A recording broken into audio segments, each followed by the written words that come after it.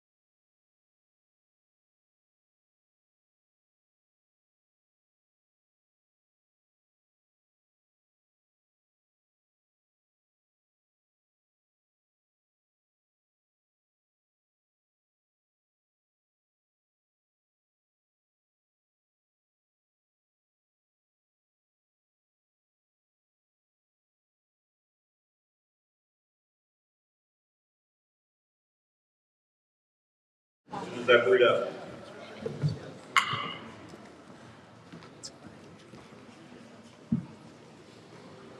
All right, it says here, welcome.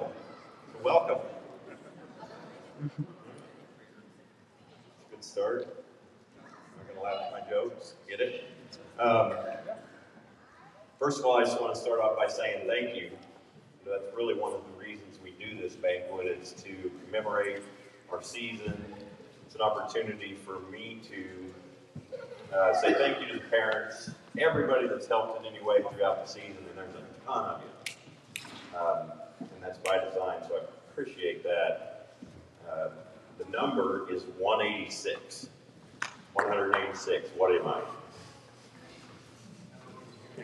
Not the number of people here. Games. Yep. I got a Super Saver card for you over there at the end of the night. So, congratulations. That's the number of games that we've played as a program this year. So I don't have the statistic. I actually have the statistics on how many wins and losses, and there was a lot more wins than losses. So good job, kids.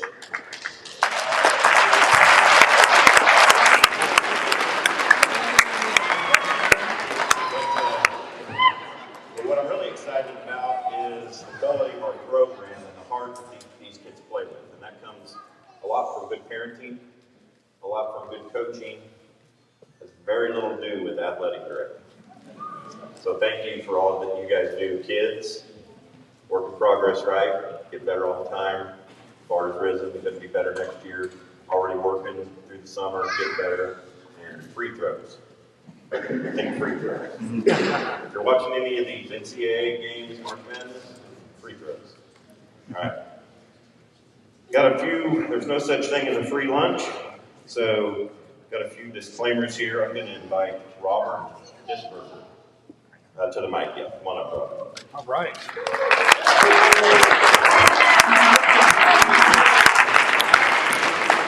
All right.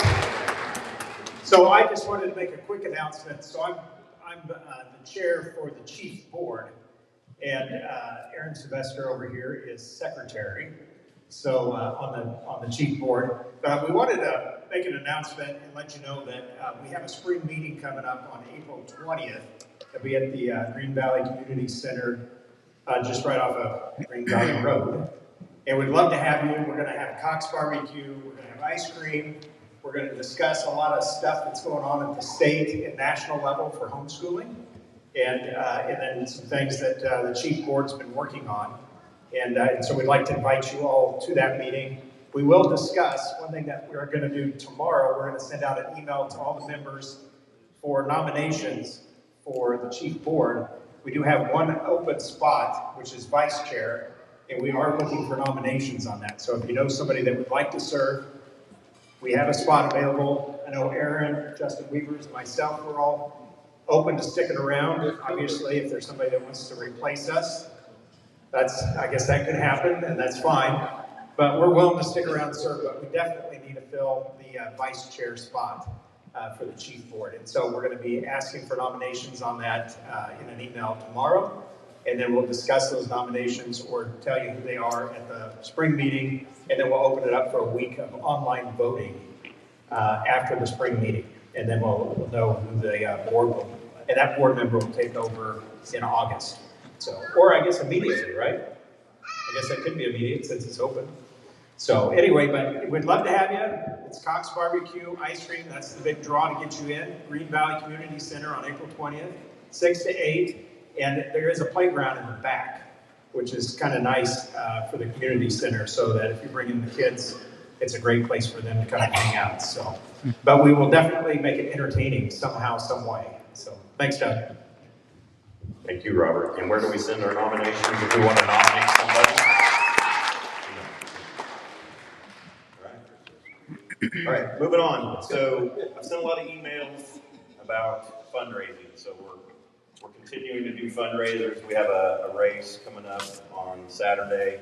I think we ended up with about 20 volunteers, so thank you for that. That's met the goal, so the pressure's off. Thank you for those that have volunteered. We have more opportunities, though, and so I thought I'd just take this time, another public service announcement, to kind of lay out what we're looking at. So we're very blessed to be able to use this place, and they can't charge rent because of the way their nonprofit's set up. So every year we give them a love offering. As most of you know, to pay bills yourselves, everything is getting more expensive. Factor that with a few of the things that need to be done around here. There's upwards of estimated $25,000 worth of things that need to be done with this facility. And so we've partnered with them, and what we're trying to do is we're trying to raise the funds to be able to help cover that. So we can do it in a couple of ways. You know, the easy button is to raise the funds, and write a check to a contractor or something. That's typically not what we've done, but that's what we're looking at right now. Another thing is we can have work days, and we can just come in and we can just pitch in and we can get some of that work done. Some of it's a little more technical. Some of it's, replacing doors that aren't going to be easy. But anyways, more information is coming on that, but regardless, it's all going to cost some money. So we don't have an exact estimate, but it could be as much as like $25,000. On top of that, we played some teams this year, and we've got some really good coaches. We've got some athletes in here that have played high-level basketball. And what we understand is there is this device out there. It's called a shooting machine, or a gun, or a Dr. Dish, something to that effect. The grind, I think, is another one out there. But it's a really good tool. My son that's playing at MCC now uses it, and if you watch him play, you really can't tell. But I hate to think what it would look like if he had to use it. But we'd really like to have one of those, but we're not going to go out and buy something like that until the priorities are met. So I kind of laid the groundwork. Aaron Sylvester has graciously volunteered to come out and kind of give some ideas of some things that we're going to continue to do, mostly with the Super Saver cards and what the process is going forward with that. While he's coming up, I want to thank Dave and Katie Fowler for all the work that they've done on it. I think you said like 64 businesses you went to put that Super Saver card together. That's just amazing. And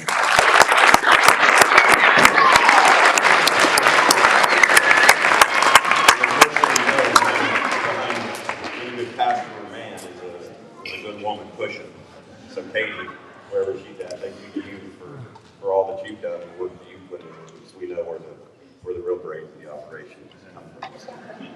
So with that, I'm going to turn it over to Aaron, and then I'll polish it off when you get done. Sounds great. Thank you, Doug. So let's start by doing this. Can I see a show of hands? Who has sold a Super Saver card so far? Great. Can I see a show of hands? Has anybody used the Super Saver card yet? Okay. Keep your hand up if you've used it enough that it's already paying for itself. Okay. So my point is, Super Saver is a great card. It's a great way to fundraise. It's not a, hey, here's a magazine subscription that you really don't need, but my kid needs some money, or here's a candy bar that I need to sell you for $5, even though it's worth 50 cents. We're not doing that kind of stuff, right? We're trying to present an opportunity to be value to them and also save us money. So I want to play a little bit of game. I want to play some of Doug's game. So 12,900. What is that number? Anybody have any guess? I like that game better. That number is the amount of money that the Super Saver card put back in our parents' pockets this year. 12,900. That was.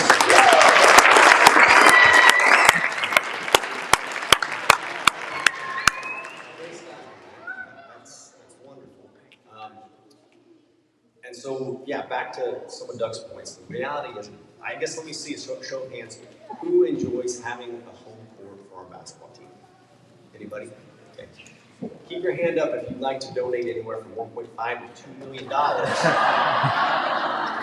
Jim, I did see your hand. Anybody else? So the reality is, I think Veritas put up a building, and that was several years ago, and I don't know how many, but it was a lot. And so we can go that route, or we can be good stewards of what we have. Like Doug said, continue to make this place a good place for our kids to play basketball. And so we can either write checks out of our pocket, or we can take advantage of this awesome opportunity. There's obviously lots of fundraising opportunities too, but this has been a good one, and it can continue to be a good one. We have enough cards to raise another $19,000. So I'm asking, as a Chief family member, that everybody would chip in and help. If every single basketball player that plays on this court from the Chief can sell 15 more cards, we'll raise $19,000 more. That's pretty close to the 25, especially if we start chipping in and we help out on some of the work. I think we get that number down. And again, then I don't have to ask Jim to pull out his checkbook and write a big check, right? He'd do it. He would. And I understand that sounds a little bit daunting, but the reality is things are costing more. It costs to keep things nice. So I'm asking you, please, continue to help us chip in this way. Because otherwise, the flip side is we'll have to come up with money somehow. And the easiest way is next season, we raise our per player fee $300 or $400. So maybe it's not that much, but it just depends on where things come in. So that's my plea to you. That's my hope. Again, you've seen that it does good. It is a great card. It's a good fundraiser. So I would humbly ask you to continue to help us in this way to encourage your kid. So the way we're going to do that, we're going to try to make it super easy, because I know one of the kickbacks that I get from you is I've already sold to everybody that I know. There is, what's the population of Manhattan? Anybody know? 51. 50,000 plus 20,000 students. What is it? 58,000 plus another 20,000. 58,000 plus students, okay? There are plenty of neighborhoods that will love this card. And so what Pastor Dave and I have thought of is, for those of you that are interested and willing to continue to pitch in and help us, and maybe have already gone to every family member, grandpa and grandma, and sold 2 or 3 cards, here's your opportunity. We're going to do a Blitz night. April 6th, we have a fundraiser that we're doing the run, the marathon. Later that night at 7 o'clock, is that what was it? 6 o'clock? 6 o'clock. We'll meet here at 5:45, and Pastor Dave and I will have some neighborhoods mapped out. But those that want to come, we're going to go to those neighborhoods and blitz those neighborhoods and just knock on the door and tell them, hey, this is who we are, what we're trying to do, and let them see if they're interested in the card. So that's an opportunity for you. If it goes well, and we need to continue to do it, we'll set up another blitz night. But if it doesn't go well or nobody shows up, again, we got to do something, right? We got to raise $25,000, or we got to raise some money at some point. So that's an opportunity that we're pitching to you. Again, I'd ask you to consider that and be a part of it and help us raise some money. Along with that, so these Super Saver cards are so cool. I mean, we get the money back. It's not money out of our pocket. It's helpful. And if you sell some, there's a lot of benefits to your kiddos. And I'm going to let Pastor Dave explain that a little bit. Dangerous giving the pastor a mic the day after Easter. How many give me 5 more minutes? They're too smart for that. My church still responds. I get like 5 hands. That's 25 minutes. Anyway, just so the leaderboard comes up. Some are already out. Is Luke Zimmerman here? Or is Luke's already he's in the lead right now. So I know. Is there any of you kids that think, or kids, players, teenagers? I shouldn't just say kids, but think you can catch him. I think he's already out in the lead. with what, like 56 cards, Luke?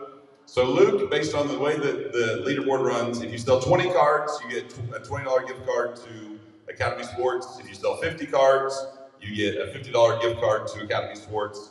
And anyone that sells 50 cards or more gets in a drawing for a $200 gift card on top of that $50 gift card you've already earned to Academy Sports. So the great thing is, I mean, the limit isn't just 15. I know we've had a lot of parents that have already sold some. And the great thing is, towards that 25,000, we've already got a good, I don't know, I didn't pull the exact count today, but somewhere close to probably about 70 cards already sold over the mark that's just come back in. So we're already started that way. But what I love about it is I've done this everywhere we've been. I think the most I've ever raised in one of these is 80,000. And so that's off these discount cards. People love them. It's an easy thing. And I will say, I think we had some parents that went to sell cards. Wasn't it you, Coach Silverman, that said, you had someone just said, I'll buy 5, but I don't need the cards, and just gave the $100. So you might have that as well that comes back in, that's just extra on top. So, of course, we're parents. Kate and I, as also parents of players, we look at, okay, we can either look at basically averaging out $250, $300 per player more. That's $500 just for our family. If we have to raise the player fees to cover this, or we can just go have our kids sell 15 cards each. I kind of like that myself better. I told my kids they can either sell 15 cards or not eat this week. It's one of the option of one or the other. Whichever way, I know Tate wants to eat, so I guarantee Tate will. But, the door-to-door, some people say, well, it's really, like the kid, all you players might say, I don't really want to go out and knock on doors. Tate hadn't really done it first, but I kind of gave him just a few things to say, go up and tell about the program. And I know Tate had a couple people here, we went to one small neighborhood here in St. George, and they're like, oh yeah, anything going down there, Lighthouse, we heard y'all are down there. We want to support it. People are willing to support, and it's a great way to give back. It's a great way. They just use it 1 or 2 times. And I did have someone ask me, at the Smokin' Willie's, that's a great deal. It's like you say $15 just with one meal in there. And the great thing is, someone asked me, can I buy another one if I use up these 4 cards? Absolutely, we'll sell you another one. So there's a good place. I do recommend putting your number on the back. But we've got a new graphic that you can put out tonight that we'll put out in an email to give you that you can post on social media. I will say, even if you don't know people, we've just lived here. We came from Topeka. We've just lived here a very short time and don't really know a lot of people outside the church. And I wouldn't let our kids sell inside the church because we do other things for missions. So I told them, go hit everybody up as the pastor's kid and get everyone to buy a card.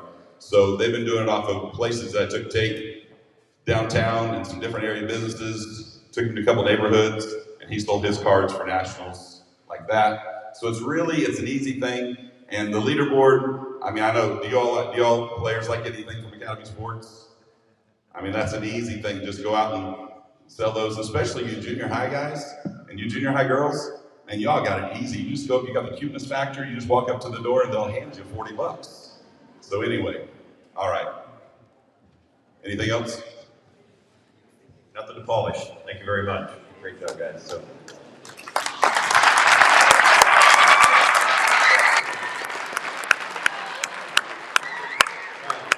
A few more announcements. First, I wanted to do a little bit of recognition. So, Lynn Upshaw, if you'll stand. Christy Shirley.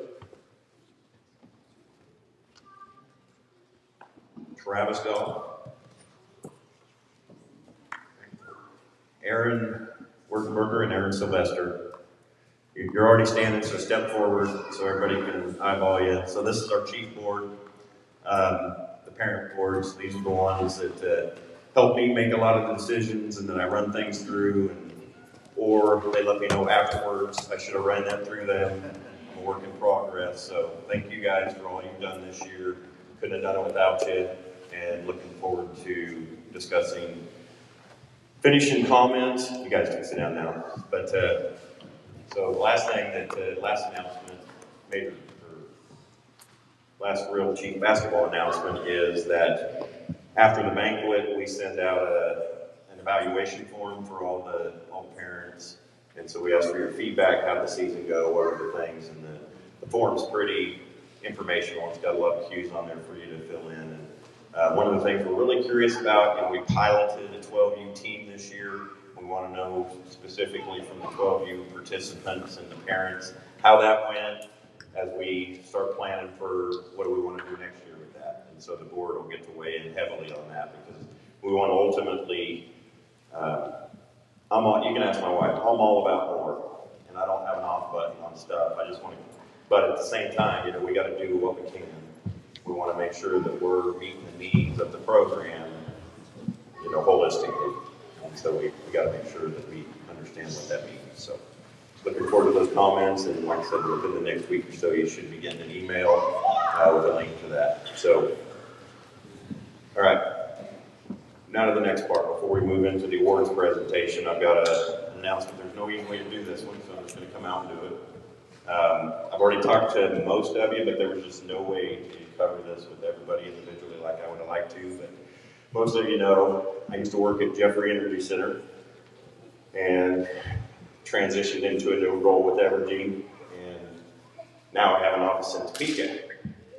And so I drive back and forth to Topeka every day. Well, that's 2 hours of the day that I lose. And so our family's moving to Topeka. And the good news is I'll still get to see you twice a year because I've scheduled 2 games again against NEK. And that's the team that we'll be playing for next year. So, and I think most of you know from what I'm hearing and seeing is that it's April Fool's Day. So, that's a terrible April Fool's joke, but it was my wife's idea. I didn't really want to do it, but when she gets an idea in her head, we're doing it. So, take it up with her. So, with that, I'm going to ask the junior high girls coaches. I'm going to ask the junior high girls coaches to come up, and I've got them warmed up for you. So,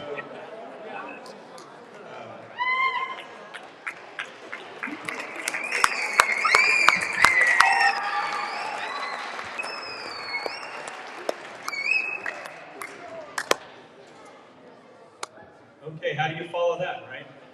I guess you just try. Let's have all the junior high girls come on up here.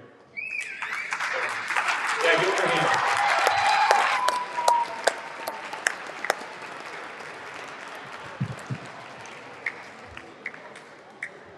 And I think let's stand in front of the table. I think that'll be better. I know there's a lot of you, so keep on coming. So we had 23 girls come out this year, which was awesome.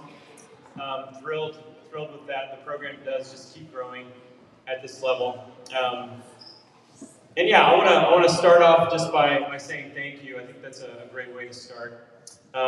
Coaching with Chief is really amazing. It's fabulous. First off, just the culture of the whole program is so positive, and it really feels like we're all in this together, trying to invest in each other's kids. And a lot of you parents are like investing in my kids, whether through homeschool group or youth group or other things like that. And so it's a real joy to kind of feel like we're a part of something together. So just wanted to say that. And really, the parent board, Doug and Travis, just thank you for setting a culture that I feel like I just got to walk into, a culture that was just really positive and just a blessing to my life to be a part of. So just really grateful for that. Also, thank you to the parents of these young women. I think you guys are doing an amazing job raising your daughters. And so just the culture on our team, like cheering for one another, encouraging each other.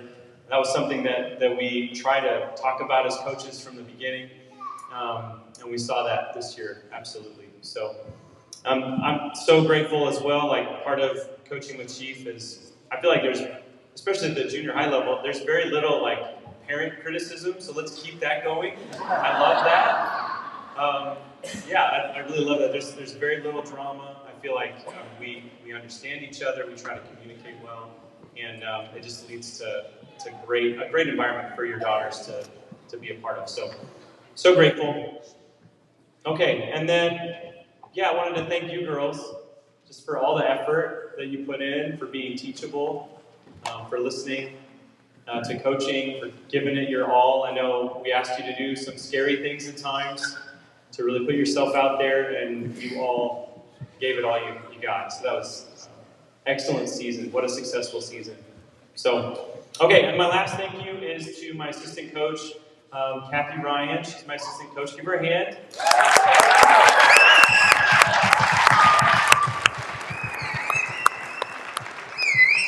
So, Coach Kathy is such a gift to our program. I'm so thankful that she's given her time. She doesn't have a child playing on this team, but she just loves to coach at this level. And so she gives a lot of time and energy and herself to be at games and tournaments, and she's just a gift to our program. So grateful for her. And with that, we're going to start by talking about the B team. So why don't we put the A team that way and the B team come on this way, and Coach Kathy will share some thoughts and some awards. So. Thank you. And I'm definitely the talker of the two of us. So I'm just going to dive in. But thank you, like, to everybody, just exactly what he said. It's just so wonderful to coach here.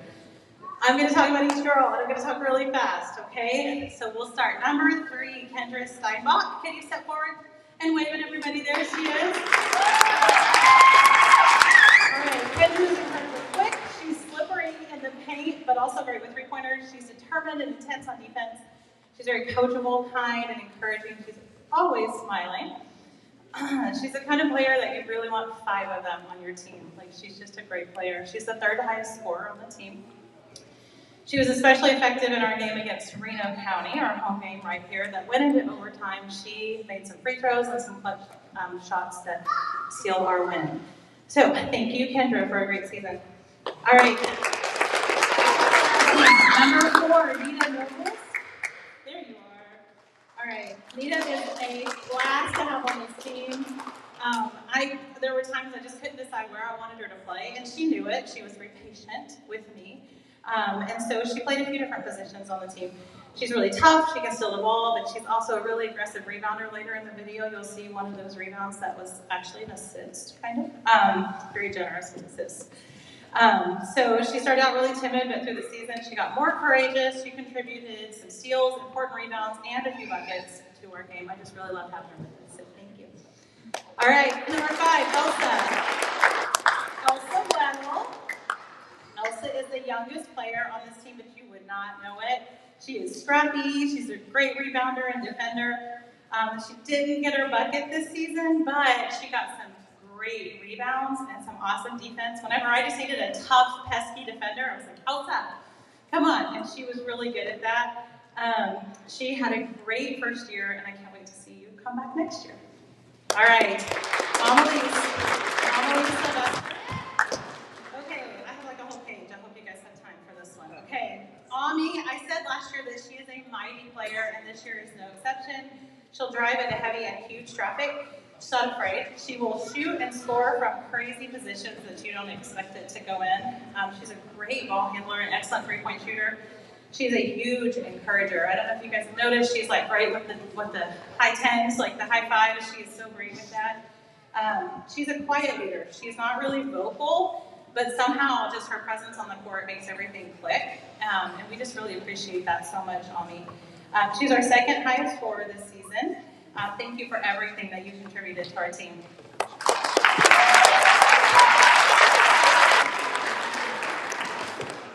All right, next is number 14, Caitlin Sussman. You guys, you might remember Kate from last year. She was incredibly timid, literally wrapping her toes around the chair when I would ask her to go in. But this year, there was none of that. That was not the same Caitlin this year. She was ready anytime I put her in. I had to use her as both a guard and a post player, and she accepted it. She had steals, rebounds, an assist, and a really awesome bucket against the Wichita Fenders A team at regionals. She's coachable, kind, funny. She's just a great asset to our team, and we appreciate her. Number 22, Sophie Petticord.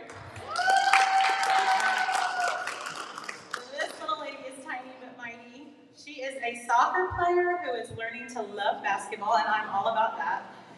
She's tough. She was the first player on our team this year to foul out. So that's awesome. So we worked really hard on her free throws this year, and her first goals for the season was a free throw. It was 2 free throws in a row. She's a leader. She's a natural leader. She's a vocal leader. She's also very coachable. If I tell her to do it, she'll go out there and do it, and we'll make sure that everybody in earshot is also doing it, which is great. I have said before, she's a great leader, but she also cares so much. So she's not just like Bossy. You hear her voice, and she is very vocal, but she's a great, caring teammate. She's really sensitive. She cares about her team. And she had some really important assists and just a lot of great help on the team this year. Number 24, Taylor Kelly. Taylor is new to the Chief program this year. She started out super quiet, but she warmed up really quickly. She loves to take it to the rim. That's so much fun. She developed a lot in her ball handling and just working within the team dynamic on offense and defense. She is a tough rebounder. She has a fun mid-range shot that will take your breath away right before it sinks. And you're like, okay, good, that one went in. She just does it. She knows where she's at on the court even when you don't. So that's really good. She is a scary defender. She's really tough. She's in your face. You can just ask some of her teammates. She's just really tough on defense.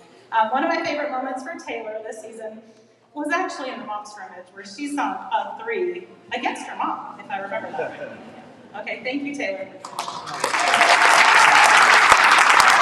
right, number 33, Joy Copas.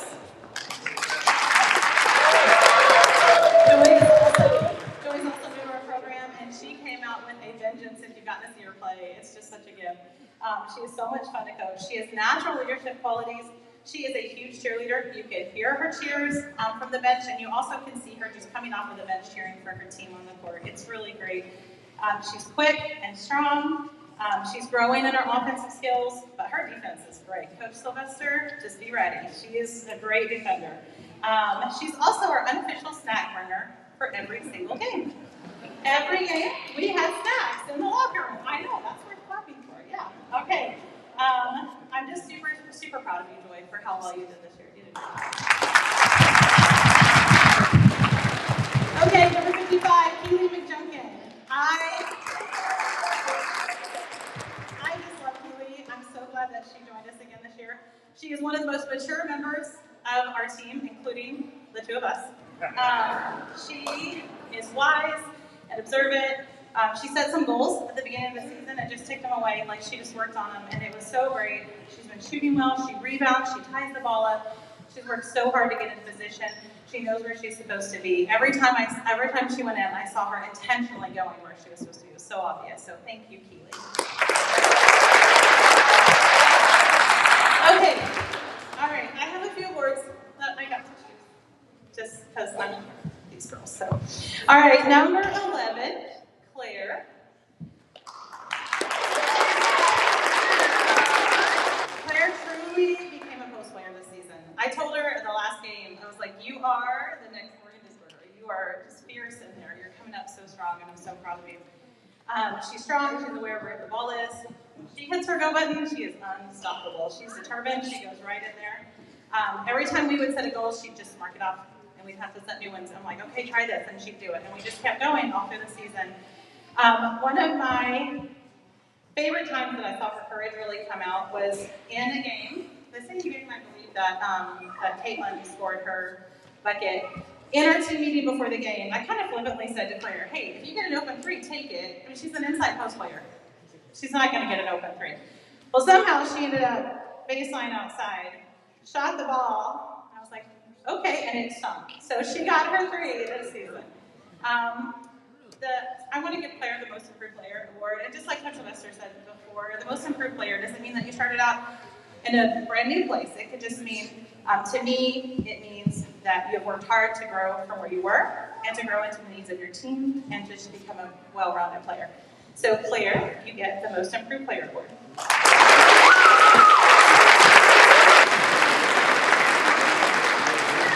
All right, Gloria Herman, number 0. Gloria is a smart player on the court. I called her that the whole time. She's just super smart. She's court aware, strong with her passes. She rarely turns the ball over. She's found some more courage this year to shoot, to drive to the rim. She also won the team competition for free throws so that she could shoot at any two. She moves up to varsity next year, and I'm kind of sad about it.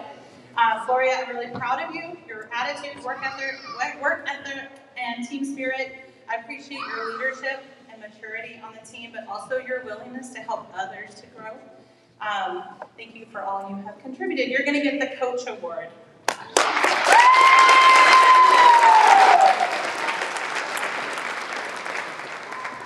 All right, next. Okay, so this one is just me. This is all me. I didn't even talk to Coach Nate about this, so I do that sometimes. So I wanted to come up with an award for some of these players who aren't the starting five, but they just display so much hard work, so much effort, character, humility, courage, selflessness, compassion, but they're also driven. Like they really want to be here. They're not just here for friends. So I'm going to call that the Esther Award because I feel like Esther displayed all of those characteristics. And so for that award, I want to give it to Piper Hendricks.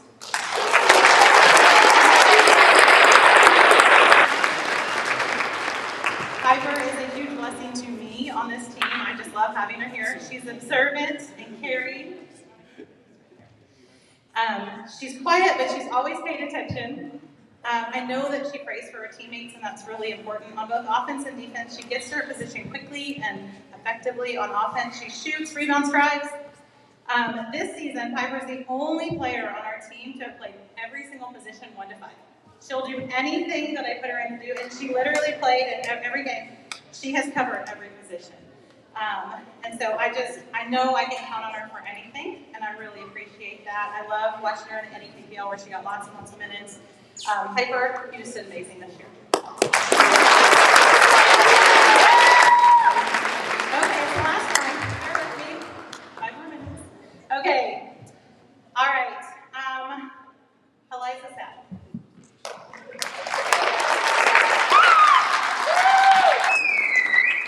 Okay, there are some players it's hard to talk about without crying, so I'm just going to be really fast. Eliza was our point guard about 80% of the time for this season. This position challenged her a lot. It's not her favorite. It's a huge responsibility. It's a lot of pressure, especially for junior high girls B, where you're up there looking for the open spot, and you've got a lot of new girls who are learning those positions. It's a big job.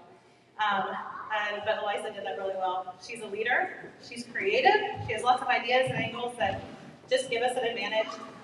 She's an amazing shooter. She's the highest scorer on the team. She's a fierce competitor who loves to win, but she also still understands what really matters, and I appreciate that. She plays 10 foot tall, giving 110% from start to finish. I know, because I'm her neighbor, that she practices a lot outside of the gym, so that I have that unique advantage of seeing that. Eliza, I'm really proud of you and how you accepted the challenges this year, because I know that was really hard for you. And when I think of MVP, I think of a playmaker, someone able to make things happen through playing, through leadership, through setting and lifting others up. That is Eliza's talent. Eliza gets the MVP for our team.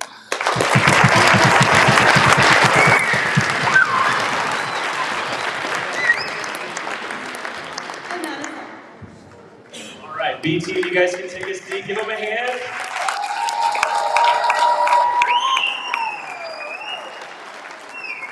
All right, move down.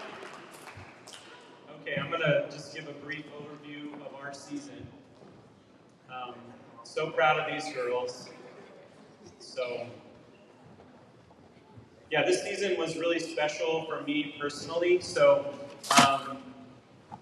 3 years ago, it was my second year assistant coaching at the junior high level, and we had a lot of girls show up, and so we decided, let's make a B team.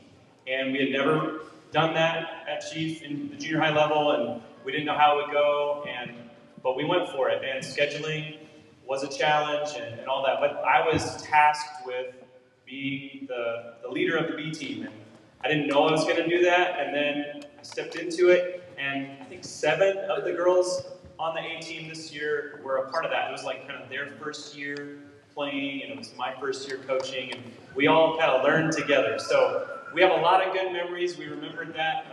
A really fun memory just to have together was ND2 that first year was pretty challenging for us. And the way the scheduling works, like our B team was playing while the A team was in the final, and the A team was over in this big arena playing against Lincoln, this really close game. And our little team, we were over in this like side gym, and very few people were there, right, other than their parents. And so we have this memory of that game of just like, we're in this together, and we care about each other. And so just to have lived that moment, and then to see these young women grow and develop, and then now this year, we won ND2. It's just like amazing moment.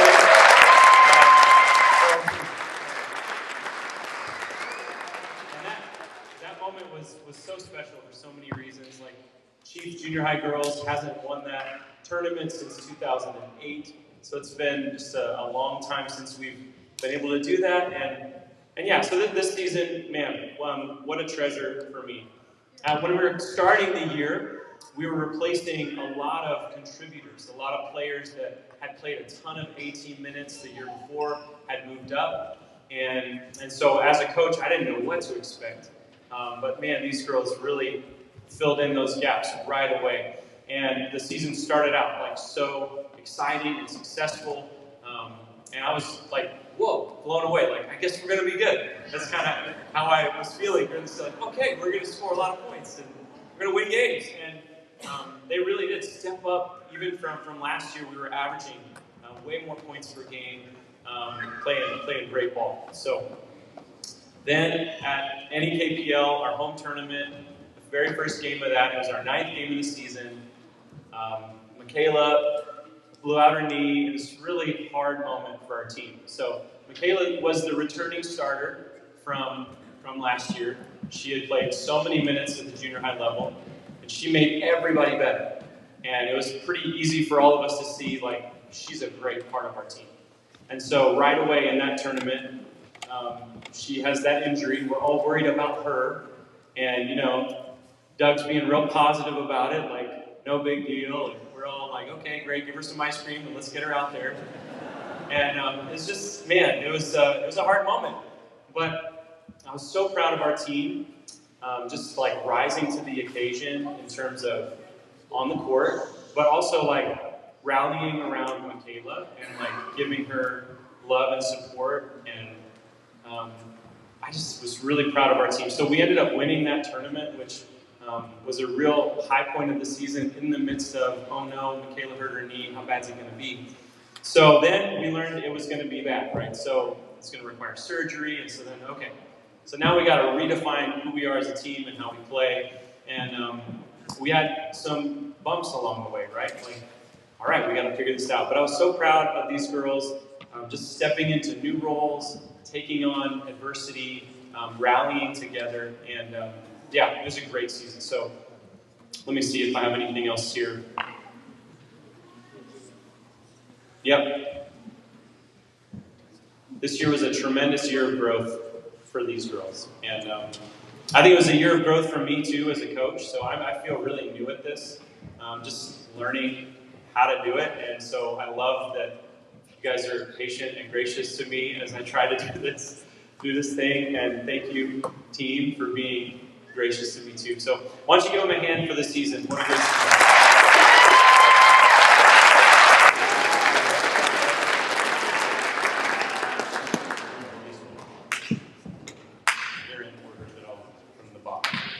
So as we transition to giving awards to the A team, I just want to say to you girls and to you parents, man, these were hard to decide on. When you talk about improvement, that's what junior high basketball is, right? It's just, and I tried to tell them that at the beginning of the year, you're not going to remember your record. You need to really just work on improving. That's what we're trying to do, right? And so, they all have improved so much this year. And I think with Michaela's injury, that actually led us all to have to improve all the more. There were a lot of roles and minutes that had to be compensated for. So, with that said, our most improved player is going to Piper Zimmerman.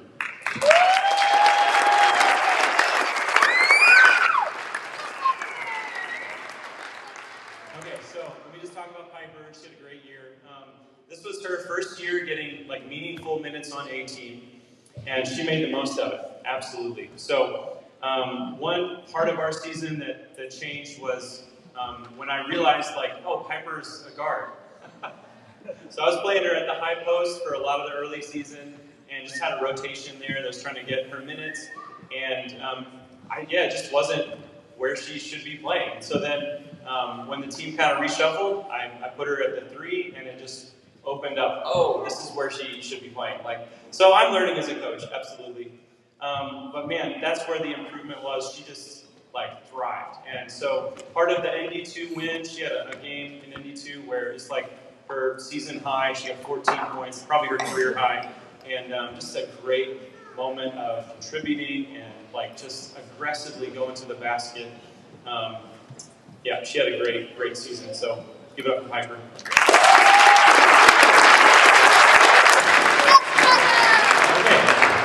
When I think about the Coaches Award, again, it's a really hard award to give out because this team is full of great character, and these young women are very coachable and awesome. But I'm going to give the Coaches Award this year to Charlie Hendricks.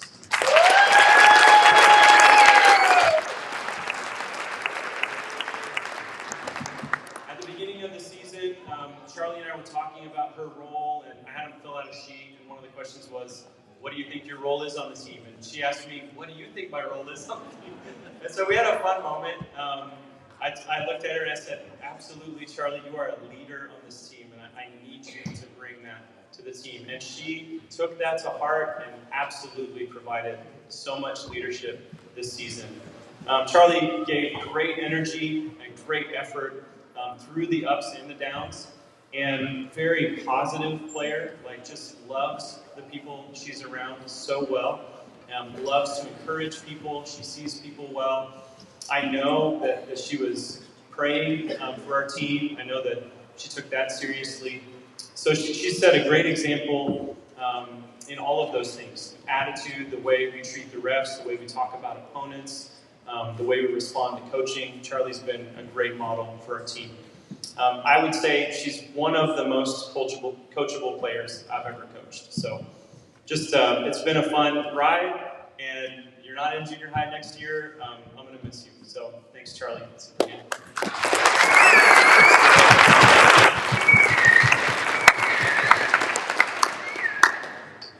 Okay, so I actually asked if I could create a fourth award.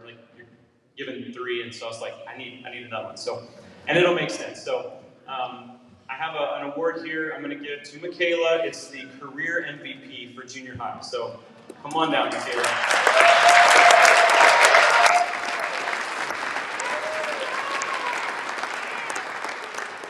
Michaela is amazing. She's an amazing basketball player and a great leader. And she brought so much stability to our team. And when we lost her, we lost a lot more than just the contribution on the court. So through 9 games, she was on pace to score 300 points. So she was averaging 11 a game, and we had 27 games, and that would have just been a record in points per game. But the thing was, she was assisting so much. It was every highlight I made of a basket, it was either Michaela scored it or she passed it, is what it felt like. It was just, she was such an integral part in leading the team. She's a great competitor. If something bad happens, the fire burns and she goes and makes it right. And I don't even have to call a timeout. It's if she turned it over, she goes and gets a steal and scores.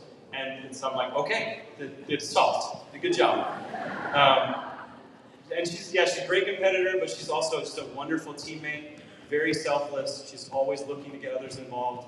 And what a great example. It's been a joy to get to coach you, Michaela. I'm sad it's over. And man, you're going to do great things in Chief basketball. So excited for that.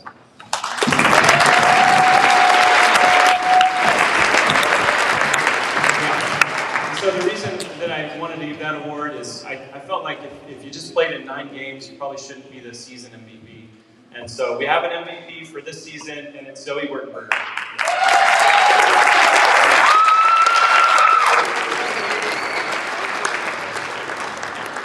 So Zoe stepped into the void so well. just from the beginning of the season, she started every game. She played the point guard. She stepped into that role really well. She's a great leader. She got fired up. She actually asked me during the season, she's like, Coach, can you yell at us more? So I think just my coaching style is I just really want to smile a lot and tell you what you did right. And Zoe was like, we need to have a fire lit under us. So you can just see, she really wants to improve. She wants to win. She wants to compete. She's definitely a competitor. And so she offered so much to our team, a lot of leadership. Her best game, I think, of her career came at Nationals when we really needed it. We had 3 hard losses in a row, and in our 4th game, Zoe stepped in, and she would not be beat. She just was hitting threes like crazy, and she kept us in it, and we won that game by a point, and Zoe had a lot to do with that. So she's been playing junior high ball for a long time. I'm not sure the number of years, but this year she made it count. And so Zoe, congratulations to the MVP.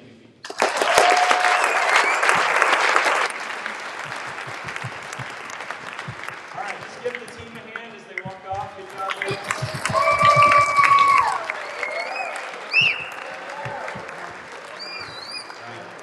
And special thanks to the coaches. You guys did a great job with the girls. Fun team to watch. All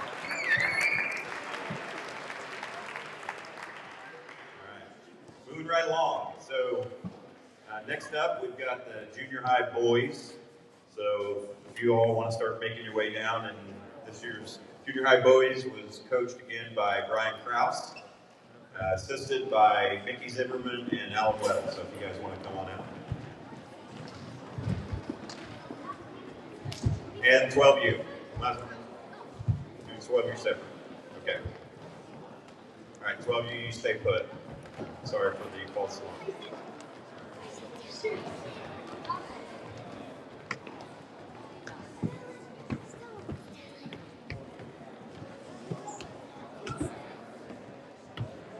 All right, so to start off, thank you for the season. Someone mentioned, but I want to mention it again. Obviously, parents for getting their kids here, and being able to coach kids with Christian values is tremendous. It eases a lot of burdens on coaches, and it's great to have devotions with them as we went through the book of John this year. It was just a pleasure to do that, and fun to work with these guys. Parents, I'd also like to thank you for helping us with the book and filming. Doug with helping schedule games, which I would hate to do, so thank you very much. As well as the board and Doug helping get the 12U program set up. That was helpful and exciting to see. And then as we went to Nationals, I want to thank the Upshaws and Nutters, Sue, Mortenberger's Miracles for washing clothes, feeding us, chauffeuring us, Lance. Thank you so much for getting the boys from one location to another. Ben, thanks for doing a lot of the book for the boys. And then to the assistant coaches, they filled in wherever needed when I was out. Devotions, extremely helpful to me in getting the teams going in the right direction no matter what. And then I should say lastly, Herman's. Thank you so much for filming some of those games. That was extremely helpful to have additional film crews there to get the 12U boys and the B team girls. We had a lot of games for them, so that was great. Thanks.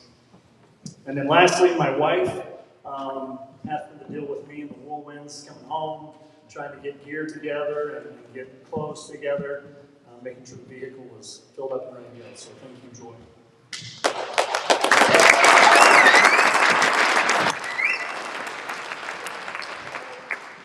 All right, I do have one more. Clint and Hannah, thank you so much for working with the 12U boys. That was exciting to see, and it was enjoyable. All right, so I'm going to turn this over to Alan. I'll talk just really briefly. I'm not going to go through each boy, but I got the pleasure of being able to kind of be in charge of the B team boys. So B guys, if you want to step forward past that speaker.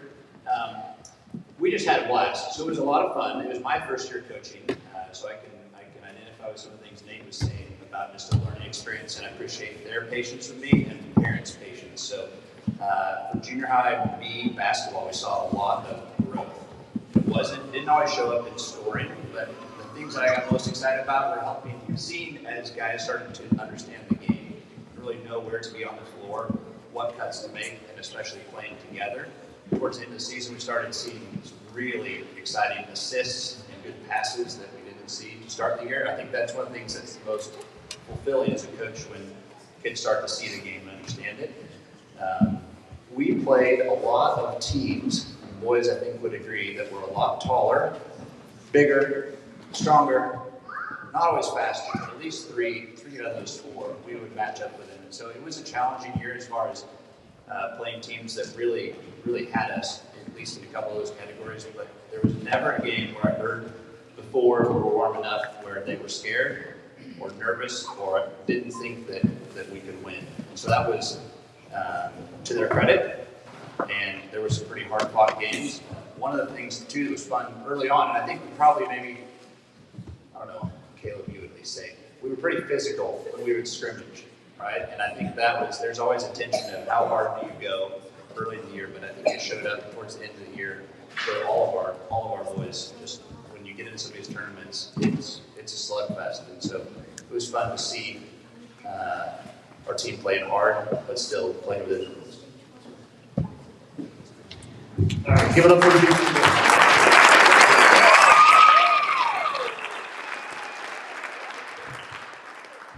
All right, so just to recap the A-team season, which I think was a great season. We went 19-11.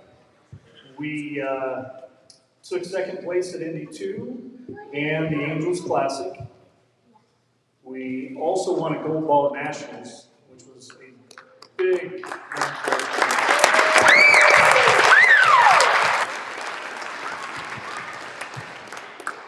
One of the things we did talk about with the boys all year was being tough, because a lot of these tournaments, when you get to Nationals, you got two refs. They're kind of in a time crunch. They're not going to call a whole lot, so they're going to let a lot of things go. So one of the big turning points, I thought, was when we were playing St. Louis in regionals, and we were down 10 points late in the third quarter. Ended up sticking with them, and then in the fourth quarter, the guys wanted to run our 2-2-1 trap, and we turned it on, and we ended up turning that into a 10-point win. So I think that was a tremendous start, and then that helped us propel us as we went down to Nationals and ended up winning the gold ball. We also had a couple of other key victories. One of those was beating Waha at home, which was a good revenge fight. And then we also beat Reno County in Indy 2, which we had lost to them previously twice in the year. So those were two big wins for us. All right. A couple of things before we get to the awards at Nationals. A couple of stories. One is we were woken up each morning by the smoke alarm, and I didn't know if it was cigarette smoke or I heard it was cooking. So in any case, one of the cooks was in the kitchen early in the morning. Another one is we had a boy that had more energy after 10 o'clock than anybody on the planet that I know. He goes by the name of Rizzler. And you have to look at what Riz means, because this is a new terminology with these teenage kids. So here's one thing I can say. Every day, and all the adults can vouch for this, we had at least 20 or 30 vultures outside of our house. So the Rizzler brought the vultures. All right, to our awards.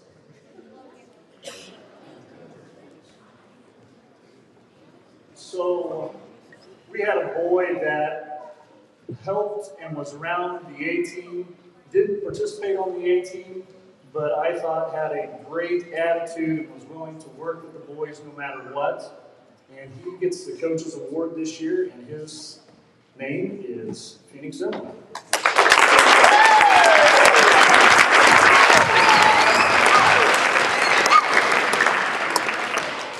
Our most improved player This one, it could have went a couple of different places, but we had a player who was, who you could tell he put in a lot of time off season and worked hard. And there was a couple of times during the season I thought he was going to fold.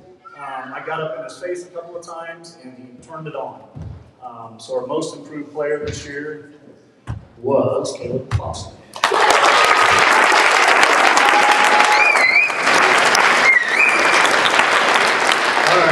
So for our most valuable players, we've got two. The reason we got two, if you watch this play, really we had two guys that kind of stood out. One was basically lockdown defense. So we'd find the defender that we need to shut down, and he would go out there and he'd stick his nose in and shut down the player that we needed to. So one of the co-MVPs is Mason Gall.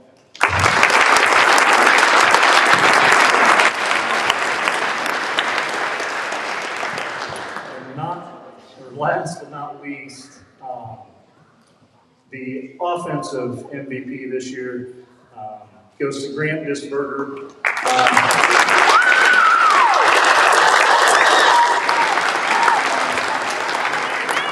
One of the things, if you watch the highlights, if you see him coming down the lane, you better get out of the way because he's going to run you. I do have one more award here. Actually, I've got two.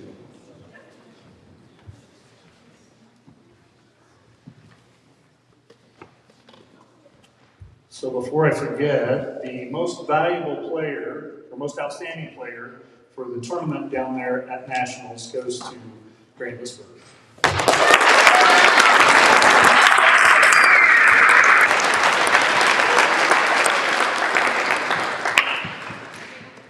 All right, so we had a kid too that he's gotten trouble a couple of times on the courts. Actually sent off the court. This year was at Great Bend, playing Golden Arrows, and I had to have him come off to take off his jewelry before I could send him back in. So the Drip Award, first time ever, goes to Mr. Mulder.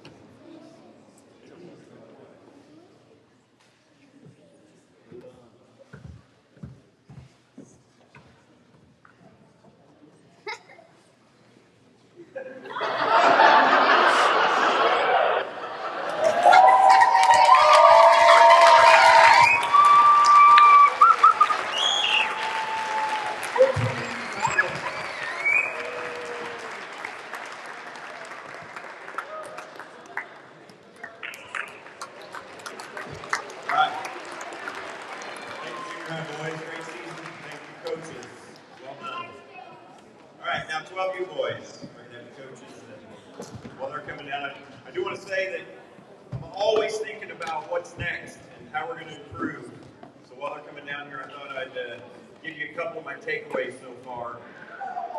And I'm waiting for the coaches meeting next year because we're going to cover this. First off, two things. First off is Zoe Workberger gets credit for you need to yell at us more. So that'll be addressed in the coaches meeting. We'll make sure there's more yelling going forward. And then I got in his face and yelled at him and he played better. So those two things are going to be top of the list next year for coaches. So thank you for the inspiration. Caleb, thanks for your response to that. So. And the number is 61, by the way. That's how many vultures, turkey buzzards, were sitting on our gate every day. I actually took the time to count them one day. 61. Thank you. So if you got to watch our 12U boys, you know how much fun they were. It was so much fun to watch them. I want to thank a few other people. The work that Todd and Brian, whoever worked extra so that these boys could play this year. They could have just said, we're going to have A team, B team, and the rest of you are not playing. There was a lot of work outside to make this possible. So please thank them for that.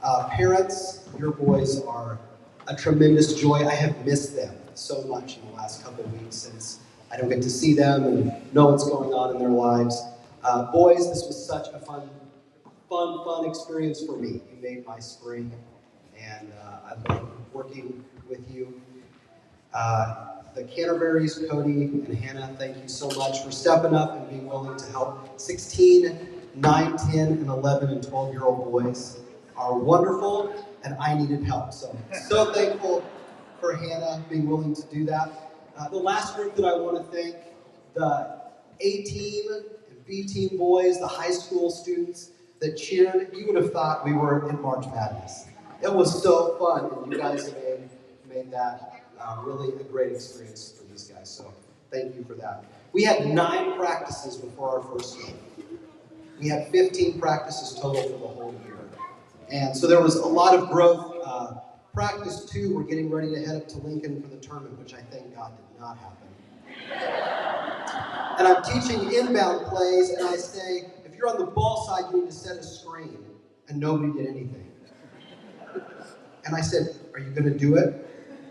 And I said, do you know what ball side is? And some of them said no. And I said, do you know what a screen is? And a couple of them said no. I was like, oh man, we have a lot to cover. So it was so fun then to go from there to watch them grow over the course of the year. We emphasize character development and the fundamentals. And the character just oozes from these boys. We didn't have to develop much, but encourage what you parents are already doing. So we're really thankful for that. We have broken up the boys into a couple different groups. So I'm going to let Coach Hannah share about the first group of boys, and then I'll talk some about the rest of them. And we made some little pictures for the boys, and Clint and I sat down and had a meeting and talked about, we had a lot of fun actually rehashing memories and experiences behind some of these words. So these are not intended to define your life indefinitely, but just some words that came to mind as we were thinking about how you were in practice, how you were in games, how you were on the bench, and all the things in between that we got to experience. So in no particular order, we have at number 4, Xander.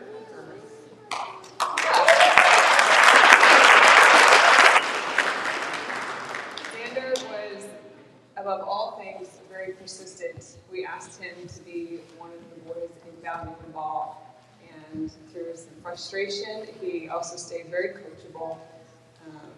He loves the game of basketball and played with a lot of heart.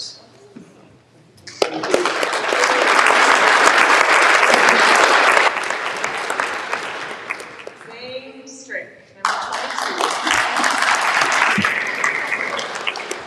Probably the player on this team that reminds me the most of myself when I was an out-of-control, energetic, and persistent player at this age.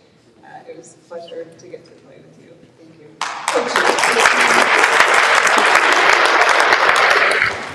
Here's Witoff, number 11. You were fun to be around. You were always very optimistic. You were kind of the bench cheerleader, and you were very much about encouraging your teammates.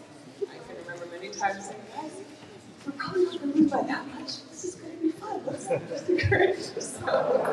I mean to embarrass you, but that was a lot of fun, so thank you for that.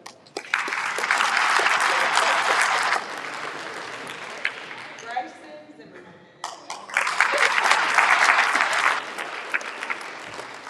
You improved a lot this year. That was a lot of fun to get to watch.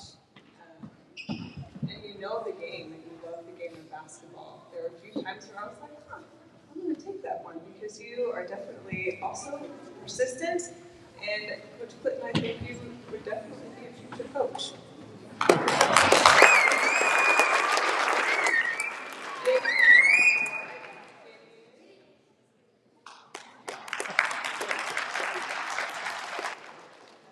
You were also really great. You know the game. You were a lot of fun to watch, and you moved up and got some really key things for us in some of those games.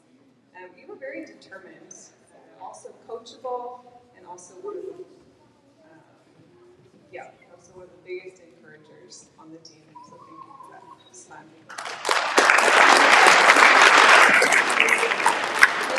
For my part, last but not least, is Teague Horton.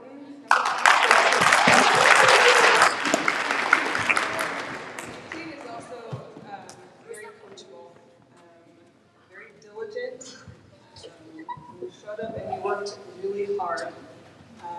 Even when one of your coaches threw the ball right at your face, she feels really bad about that. But he got right back in and said, "I'm fine," and just kept playing. And it was, I don't really enjoy that because I hurt your face, but I appreciated your hard work.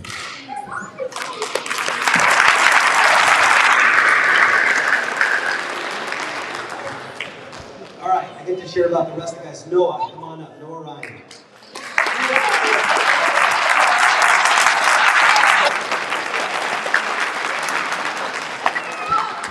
So some words for Noah: exuberant, an encourager, and brave. I loved every practice Noah would come in and say, "Coach, coach," and he had some exciting question to ask. And it, just the life and what I'm thinking about, I don't know how to help teach press breaking or whatever. Noah just brought a lot of joy to practices and games. So thank you.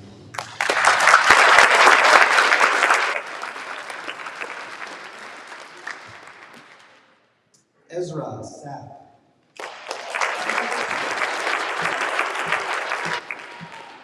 So Ezra is a fearless shooter. He's got a great shot. He's also a fun-loving guy. He's got this great laugh, cackle that just brightens up the team, and he doesn't take himself too serious, which is really important if you're going to be a good shooter. If he misses his first couple shots, no big deal. He's just going to keep shooting. And so I think that will go far for Ezra, however far he plays. So thank you, Ezra.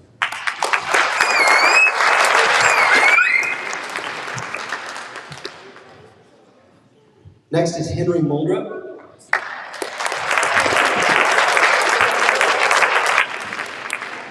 The adjectives that we chose for Henry, he sees people, he's intuitive, and he's inspiring.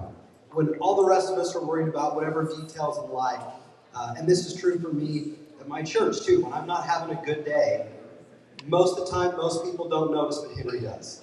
And I get a hug or a word of encouragement. So really thankful, and he's consistent with that no matter where he is. So good job, buddy.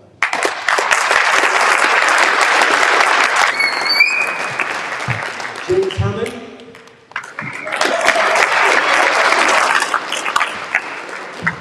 James is eager, he's determined, he works hard, and Coach Clint had 3 H's that were the values for our team: heart, hustle, and humility. And nobody embodied humility more than James Herman. So good job.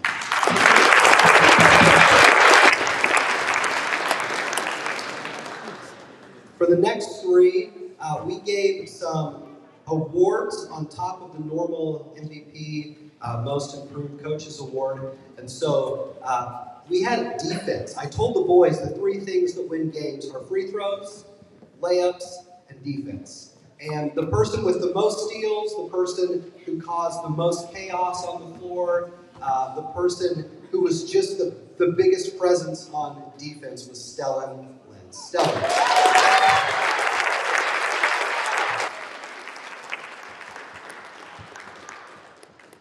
Next is Matthew Estes.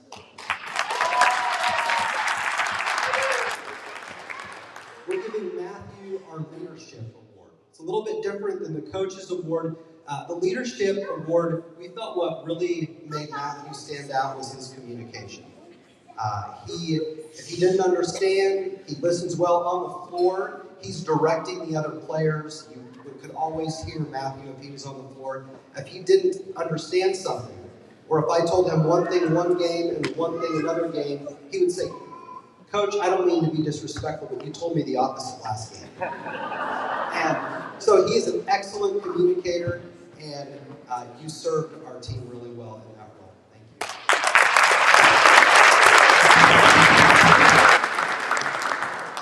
Chris Canterbury.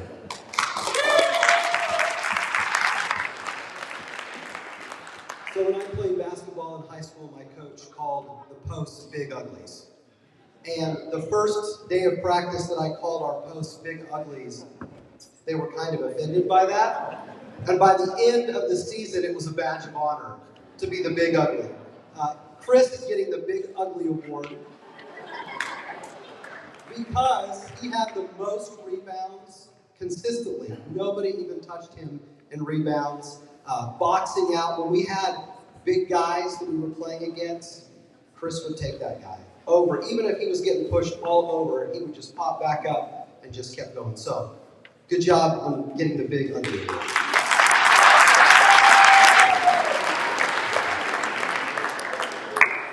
Next, I want to acknowledge the most improved player, and this was the hardest player. I sent out a survey and got input from parents, and I'm so glad that I did. We had a whole bunch of boys that have improved a ton this year. The player that we want to give the most improved award to is Mason Nichols.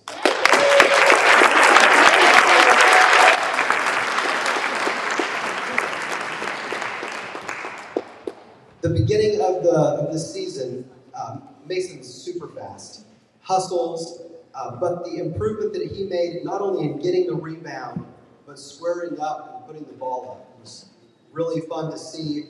He's so fast, he can pretty much do a press all by himself out here. So we're really grateful for him, and it was fun to watch him improve over the course of the season.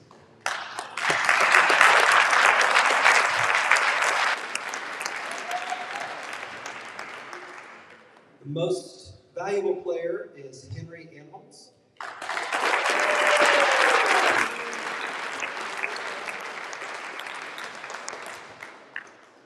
When Henry was on the floor, there was an energy and an intensity that's just kind of part of his personality. He had 3 block shots for the year, and half of the points that were scored for our team were scored by Henry. So he gets our MVP.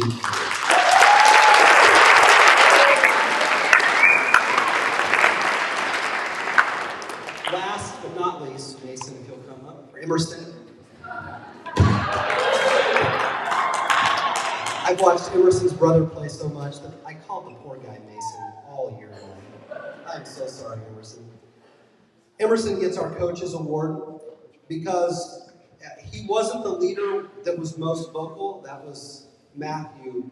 But Emerson led through his poise, through being composed. He didn't get rattled. He listened so well. He could listen and put it into practice over and over again. Nobody encouraged the younger players on the team more than Emerson. He wasn't looking for us to acknowledge him, but we would be talking, and then when we would walk away, we would see that over and over again.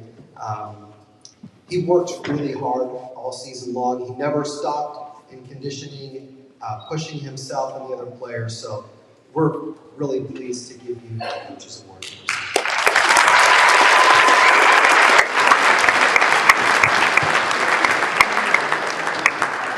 Thank you.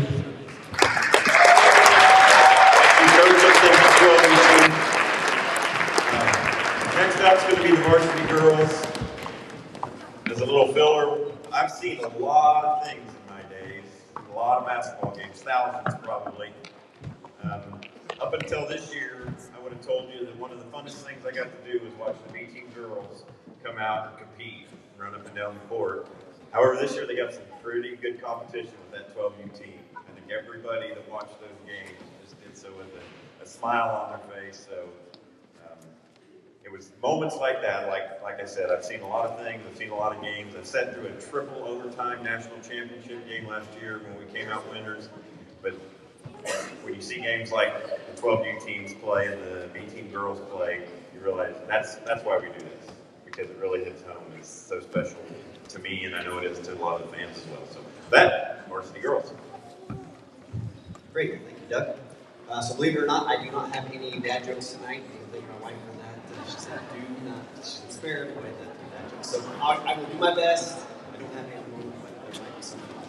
So yeah, varsity girls still going. Great. I do want to start with some thank you. So speaking of my wife, thank you to Claire for putting up with me. Yeah, like Brian mentioned about Joey, just having the vehicle ready to go, holding down the board, getting everybody practice when they need to get practice. I appreciate that. So yeah, so thank you. On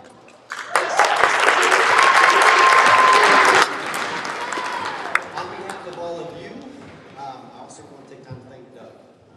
As our AD, I didn't say it. I told myself I wouldn't say it, so I'm going to say it. I'm glad I don't have this job. He's awesome. I mean, everything that he does, he's a servant leader. I mean, you'll catch him mopping the floor, but he's also scheduling the games, he's scheduling the refs, doing everything that we don't get to see, but we get to enjoy. So, on behalf of everybody, thank you, Doug, and to your family.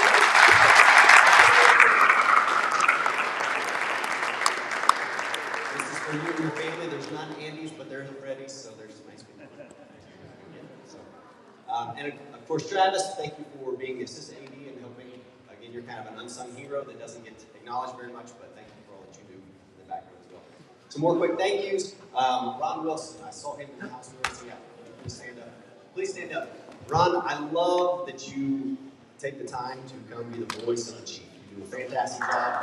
Yes,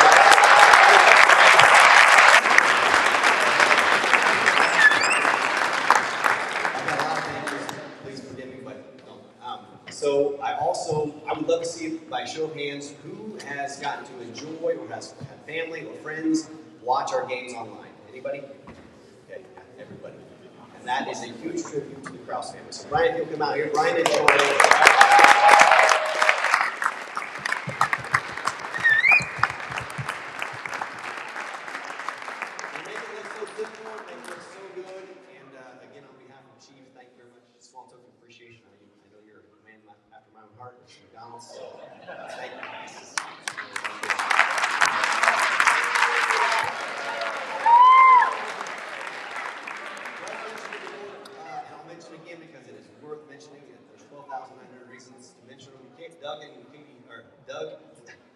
Dave and Katie Fowler heading up our fundraising. Thank you. We haven't had that before, and like we just said, it's saved our families $12,900. So I just wanted to thank you for all your effort. I've got just a small token of appreciation for you guys too. Come up here, Chief Most Finest State.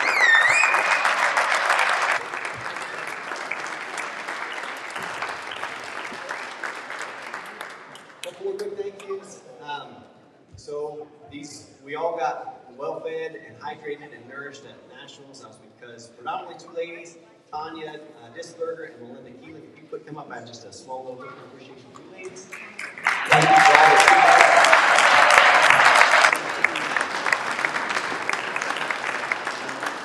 We have several people help at Nationals, but I love to eat, and I love to eat well, so thank you for helping at Nationals. Okay, last but certainly not least is a big thank you to my coaches. These are people that you want around your kids. If you've ever been to our practice, all you hear is encouragement and uplifting, and these are just absolutely wonderful people that I want my kids to be like. And so we're so blessed to have them be our assistant coaches and be a part of these girls' lives. So a big thank you to them. Again, I have a small token of appreciation for them. And I guarantee, okay, I'm glad you have that these people are awesome. They both love teas.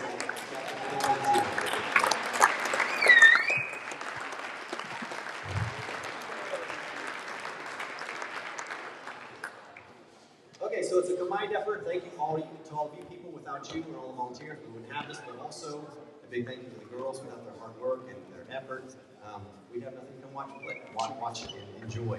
And they put so much work into the season and off season to be good and to make it worthwhile to come up here and to want to coach, and also for you to want to come and cheer us on. And again, thank you for cheering us on. Sometimes the games felt like, I think Clint said it, like we're in March Madness. It was awesome. It's so much fun. It brings so much energy. The energy that you guys help bring to our games just make it so much fun. So thank you. Please continue to do that. We appreciate that. But I will transition now to the girls. The ladies, they ended up 16-12 this year. We lost to some really good opponents. In fact, one of them went on to win the state tournament in Kansas. And so we had a lot of close games. We had some games that we weren't quite in, but the girls played hard and continued to play hard, and that was fantastic.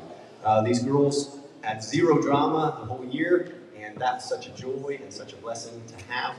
Big tribute to you and to just the fact that they're just flat good individuals. So also these girls accomplished some great things. They in the Division 1 and Indy 2, they got third, which wasn't our goal, but our goal was to take first. But these girls fought, and were able to go 2-1 at Indy 2 and brought home third place, which again is nothing to shake a stick at. So that was awesome. Then we went down to nationals, and we lost our first game, but then the girls fought back and ended on a 4-game winning streak and ended up bringing home the D3 gold ball. So that was awesome.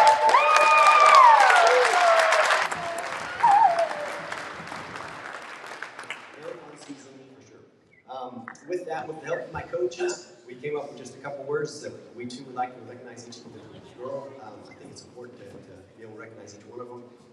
They're worth it. So, but I will ask you to just keep your applause towards after I talk about them. That way, I mean, they're worth clapping for before and after, but in the essence of time, if you'll just clap after I get done, that'd be great. So Abigail McNellis, she is confident and an encourager. She knows her abilities and she plays with confidence. And if you know anything about basketball, it takes confidence to be good, and she exudes that and does a fantastic job of that. And whether she's on the court, whether it's in practice, or whether it's on the sideline, she is an encourager, and that I appreciate that, the energy that brings. So great job, Abigail.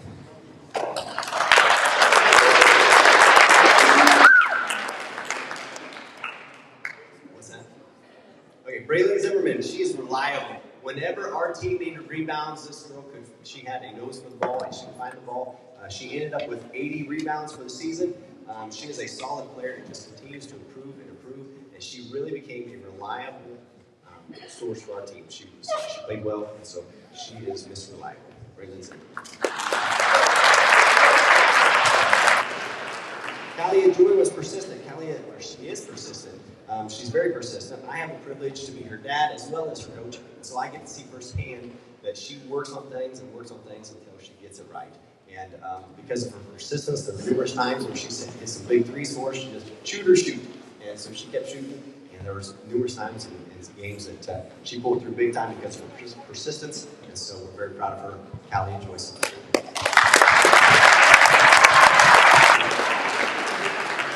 Quick stat on Cal, she actually was our highest three-point percentage shooter for the year. So Hannah was determined and coachable. So this lady was determined to be a force inside this year, and she was. She's super coachable, the kind of gal kind of player that every coach just loves to coach. A big call out also to her mom. So she's very determined on the court, and she's also determined outside of practice.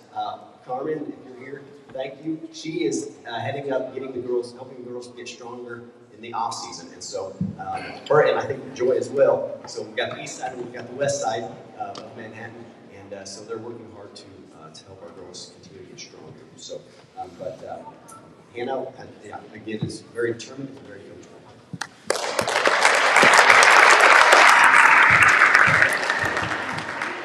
Malia, she's calm, cool, and collected. She is, in my opinion, she will be a good poker player. I don't know if she plays poker, but I never want to play her. She just keeps a straight face. She comes down the court, she knows where she needs to be, and she'll knock down a three, and it's just, it doesn't even faze her. But so she came in big, and just was very calm, cool, and collected, and never got flustered. So, William.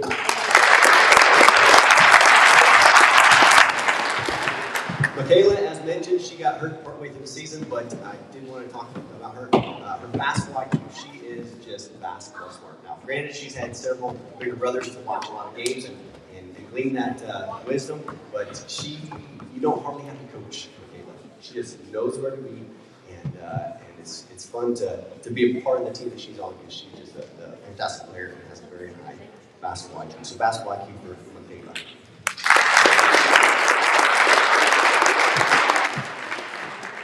Those of you that know me know that I love pizza, and so I'm going to steal a little quote from No One Out Pizza's The Hut, and that brings me to Sadie Krause. She gets our hustle award. Nobody out hustles the senior. So Sadie, you never have to coach Sadie. She just goes and goes and goes. And what a fantastic player! What a phenomenal young lady to coach. In fact, because of her hustle, she played so well at nationals that she was actually the recipient of the most outstanding player at nationals.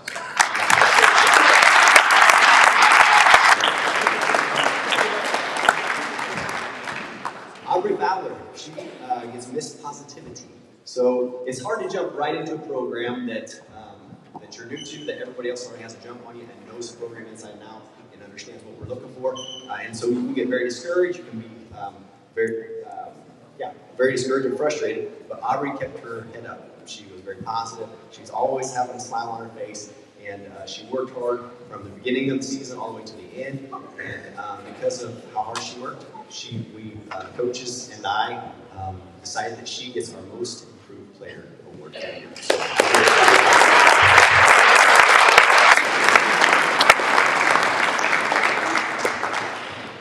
Morgan Disberger gets the title of domination. So Morgan was absolutely dominating this year. Many games she put the team on her shoulders and was a dominating force. She had many double-digit scoring efforts.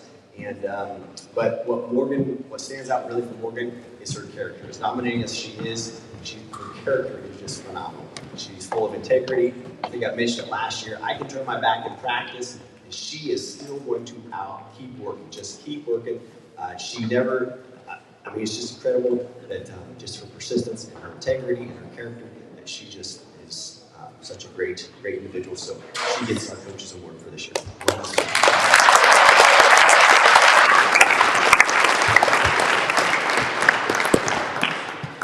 Last, again but not least, Allie Shirley, she gets the title of Clutch. So this girl stepped up in numerous games and hit so many clutch threes. She was among our top 3 in scoring, rebounds, and free throw shooting percentage. She was clutch in so many games, but what amazes us coaches the most, I think, is her ability to coach from the court. She's always helping get the girls in the right spots, covering, as well as covering some of the toughest opponents, and also receiving some of the other teams' toughest defenders on her. And she is often one of the top ones to help lead our team to victory. And for being such a clutch player this year, she'll be our varsity girls 2024 MVP.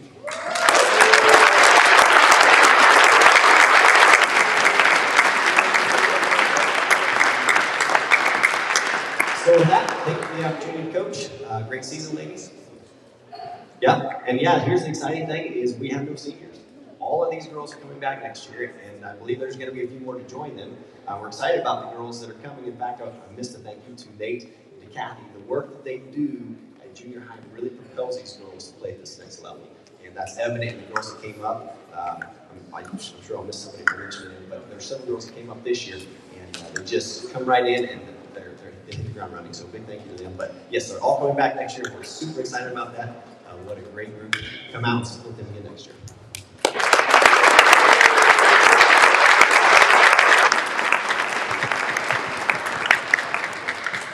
Thank you, girls. Thank you, coaches. Awesome job. Great season. Looking forward to seeing you back next year. All right, next we got varsity boys. So, start making your way down, fellas.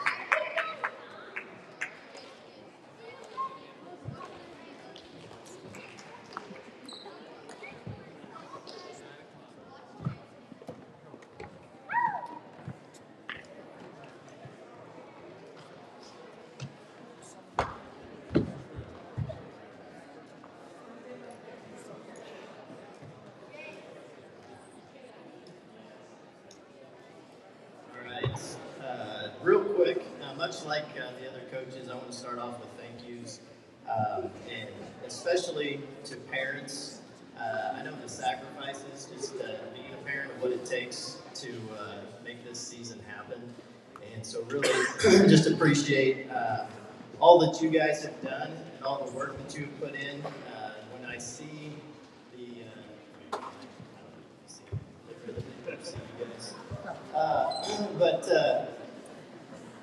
when you see this group of young men here and how difficult struggle it is just to get them lined up. It's amazing that we went 22-9.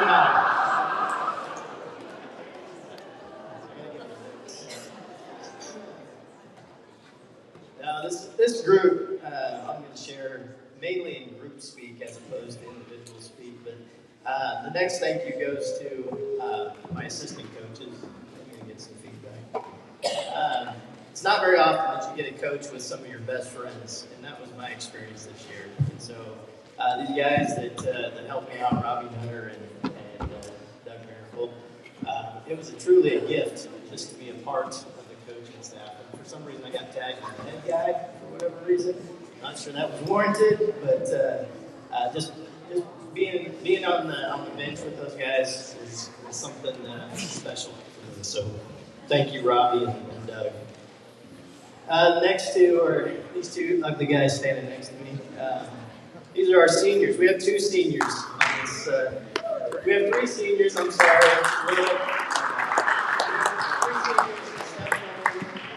These guys, as we had our season and went through some struggles and some different ups and downs, these guys were kind of the rock for our team in terms of just showing up every day and playing as hard as they could and putting their best foot forward each and every time. And so as the season went along, we got to nationals, and unfortunately, Will wasn't with us on the nationals trip, but these two guys were. And as we were struggling through some pretty tough games, we had some pretty stiff competition down at nationals, and there were some moments where it felt like we could have kind of folded and not continued to compete. And these two guys were a big piece of why we were able to continue to compete and push forward and to win a bronze ball that's back there. So, seniors, you make your mark on this team, on this program. We talked about that at the end of the season, and I couldn't be more proud of these seniors that have stepped into the role of being a leader on the team, and just appreciate them. So, parents, great job on these guys, and this is kind of that transition as we go from sports and all the fun to what our next step in life is, whether that's college or work or whatever. And I think these three young men are prepared for that.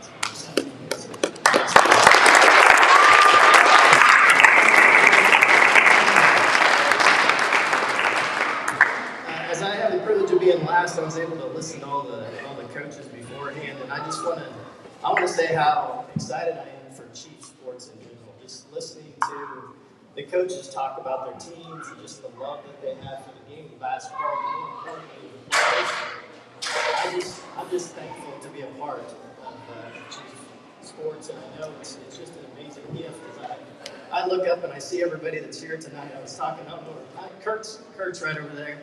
I was talking to Kurt right before things started. I was like, weren't you part of the original Chief program? He's like, yeah. I was like, how many families was that? What was that like? And I didn't ask you how many years. Is it 20 years? Where are we at? Been a while. Been a while. It was 10 families. 10 families that got together and started this opportunity for the rest of us to enjoy. So, Kurt and whoever else was on the thank you guys for having the vision to put together this. So thank you. Last, Brian Krause, video stuff. Yeah, he saved me again today. I was working on highlights and I couldn't get my highlights to open up. And Brian's like, I got it. Don't worry about it. Just take that. So, Brian, thank you. Appreciate all the video stuff that you do throughout the year. It's a big time commitment. And we really appreciate it. Then finally, my wife, again, family stuff. Doesn't get to be easier as you go up the ladder. I've been a junior high coach, now I'm a varsity coach, and the time commitment for this is pretty significant. So my wife, I want to tell her thank you, and the rest of the kids, thank you for letting Dad be gone a little bit more than maybe I should be. But, all right, now on to special awards.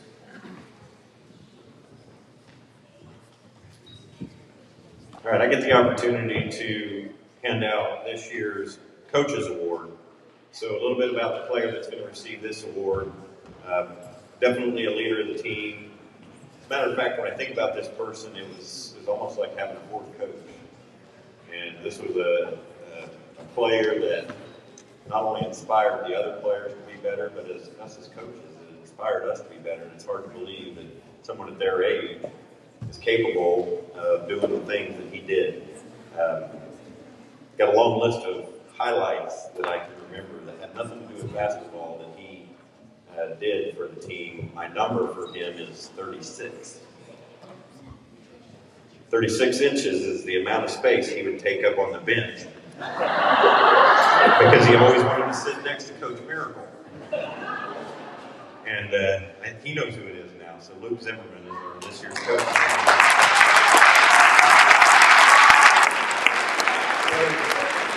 can go on, so I will.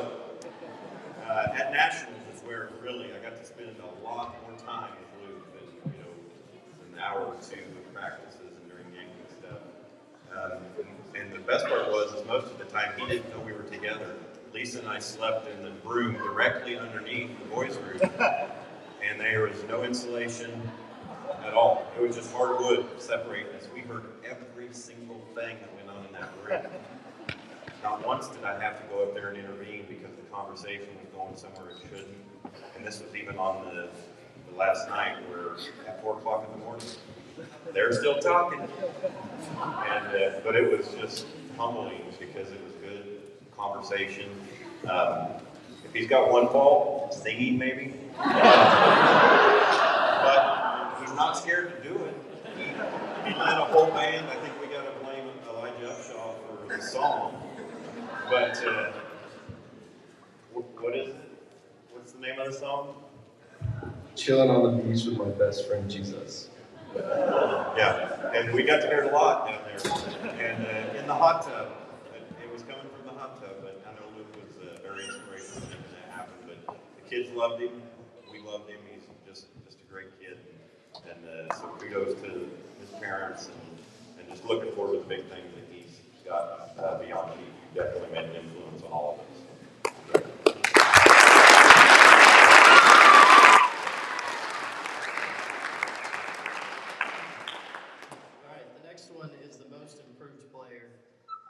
And this historically is always one of the toughest awards for us to give out, just in terms of the growth that typically happens in a season.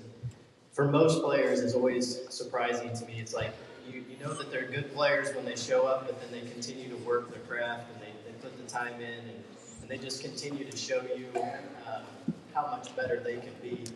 And so that's across the board. So that's the baseline, right? That's where we're at. So that was the expectation, and each one of these guys met that. So then you have to say, what takes that step up and above that makes an individual shine, and that's above and beyond that baseline. And so this year we chose Connor Miracle.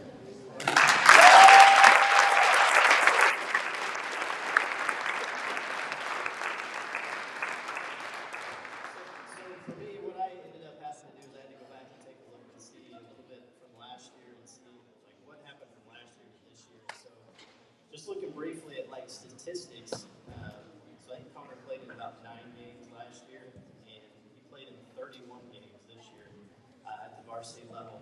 And he also played the most minutes of any player the entire year. So he went from, a role player at best last year to a major contributor this year. And so that was one thing. The other thing is that much like, I can't remember which other coach was talking about, if you needed a player that was going to be the shutdown player or the best offensive player on the other team, we had our guy. Our guy was Connor, right? Connor's going to be the guy who's going to stick his nose in there and make that other player uncomfortable. And he did a wonderful job at that. And so, Connor, just the way that you approach the game is fun to watch. And I just appreciate your skill level and the way you maximize the skills that you have. So, congratulations on being this.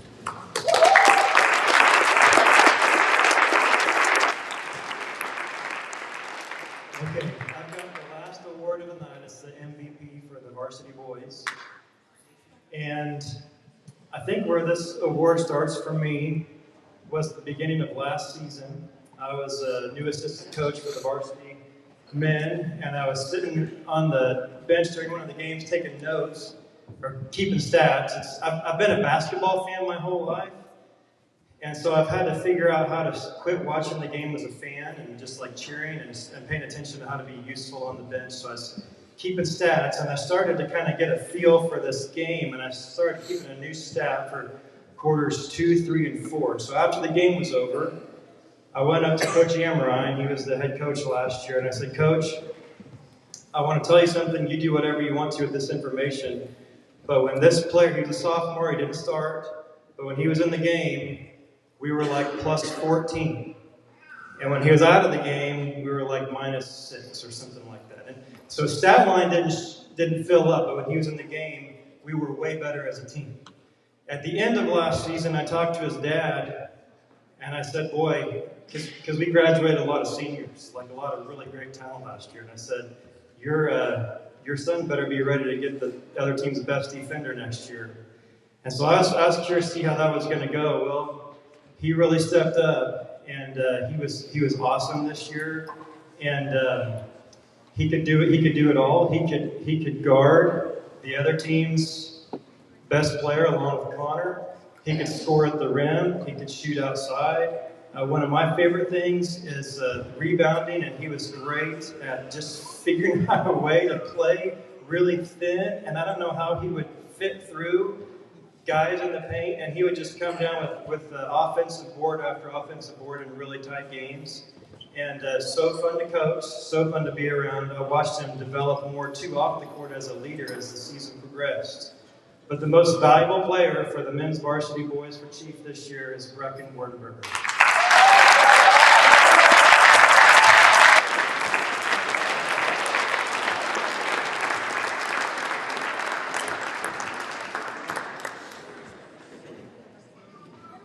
All right.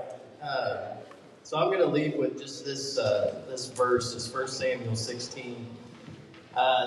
This group, and the reason I don't like to go into the individual thing is because it's such a team sport, and it's such a fun team to be around. And this team did a lot of things outside of just basketball together. We did a lot of them did some Bible studies together. There's a lot of just character and spiritual growth that happened with this team throughout the year.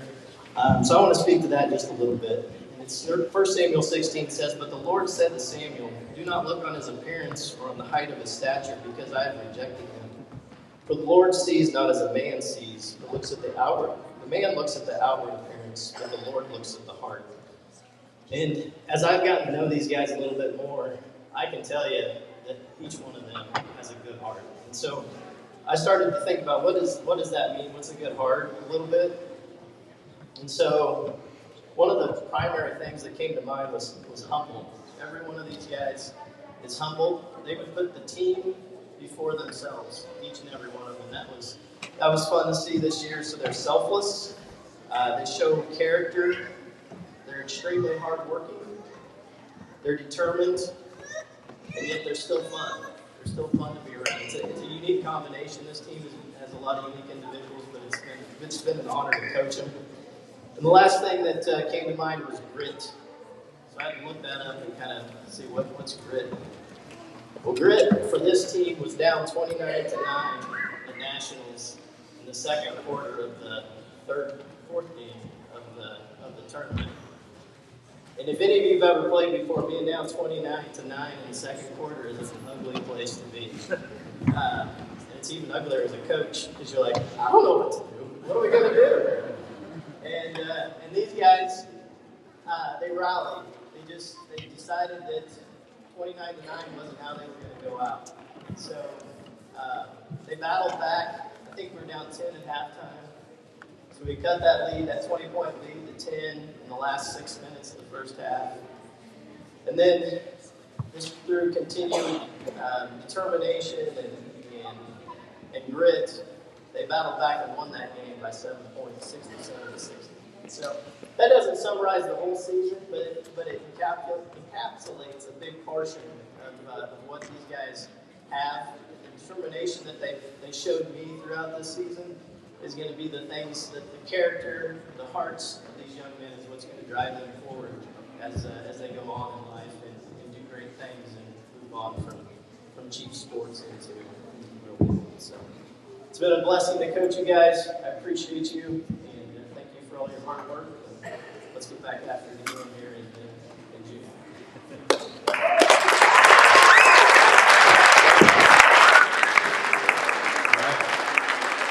You guys are done. Great season, fellas.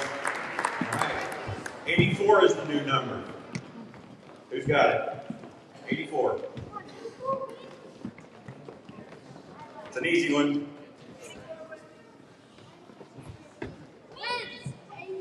We had way more than 84 wins. 84 is the number of kids we had out in the program this year. Another record, mostly due to the 12U team, but that's a lot of kids. So thanks again to all the parents that got them here and did everything that they did to make it happen. What a blessing. So I've got my crowds queued, so we're getting ready to move into the informal portion, the highlights. So I know we've been here a while, so now's a great time if you need to get up and get more dessert. There's still plenty in there. If you want to get closer, I know the kids love coming down here.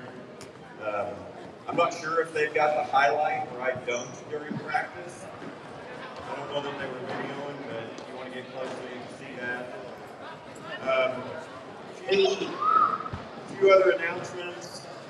So Summer League is coming up. It'll be in June this year.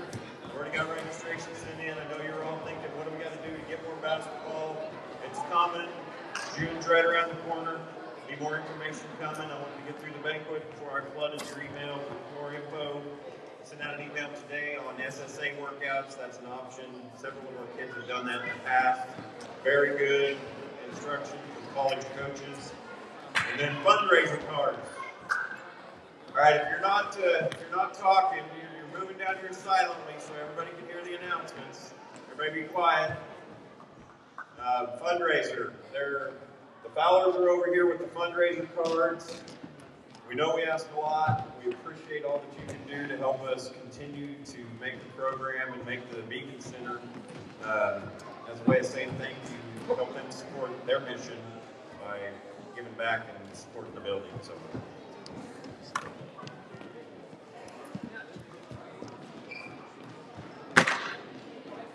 Okay. So we have 3 more moms that can help. It would be preferable, maybe a mom per team with the checkout process. It would make it a lot easier on handing out cards over there. So if we got 2 more volunteers, we've got 2 covered, right? Or 3 more? 2 covered?